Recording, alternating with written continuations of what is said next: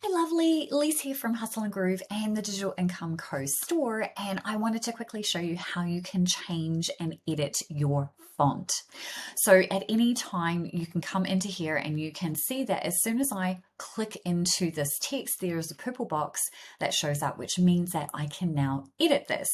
So there's two ways that you might want to edit, right? You might want to actually come in here and change this to your amazing name, whatever that might be, but you also might want to actually change the font. So we're doing two things here. We're either editing, in which case we need to click and make sure we can see that flashing cursor, and that means that we can actually edit the actual text and change it.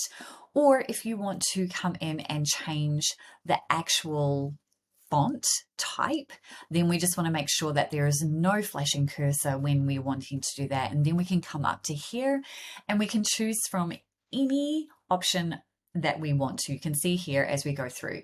So the thing to be mindful of is you do not want to use a font that has a crown associated with it, because that's only for a Canva Pro user and it will cost you. So try and stick with any of the free fonts, and you can see that there are plenty. But if this is going to be your branded content and you're selling it as a finished product to your audience, then you are absolutely free to use any of these particular fonts, as long as the person downloading your particular thing is going to download it as a PDF.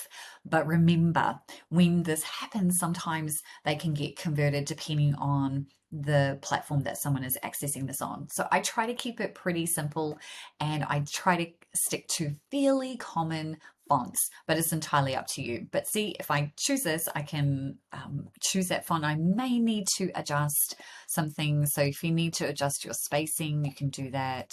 If you need to add a little bit more, you can do that here. And you can see here that it's automatically adjusted that. Now, same deal, you can come in here and choose change all, and it will apply this across the board. So you can see that everything was just automatically changed. So you might need to look at the grid view and just make sure that everything looks as you want it to, and then you can adjust individually at a page level as well. So that's how you edit font, but also how you change the font.